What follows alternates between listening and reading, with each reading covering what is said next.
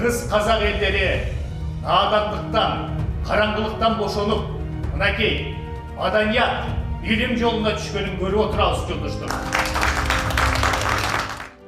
Al kişi kedey kişinin baldarından kenda. Orusların padişası diye kedeylerin baldarını emas, baylardın baldarını mektepke tart çıkın. Rossiyaga okuga жиберип. Baylar özünün baldarını ayap, alыс жибергенден korkup. Bizdin atabız işeni alatan жиберген orduna. Anan Ufaga barıp, tiyakka barıp, bar joktu kıdırıp жүрüp, savatsыздığın joygondan başka da medreselerdi бүтүp.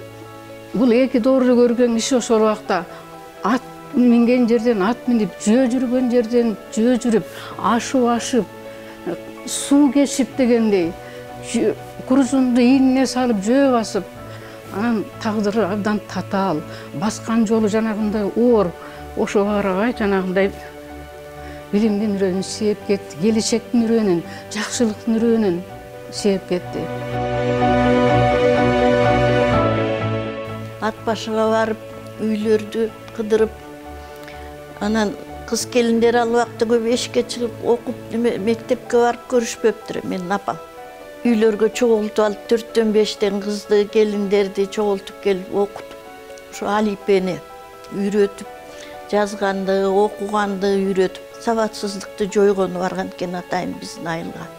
Ошо биз ат баш өрөөнү чоң жер, бүт айылдарды кыдырып, айлап жылдап, at менен жөө жүрүп, ошентип барын окуткан экен. Ошондон кийин менин эжемдин колунан китеп түшчү эмес. Мектепке барып аптыр да, ушу күйөөгө чыкканча эле мектепке барбай жүрүп, ошо атабыздын арты менен сабатсыздыгын жоюп, китептердин баарын окуп, айлап анын баарына кийинки артында чоңоюп келаткан бир туугандарыма окуткан экен.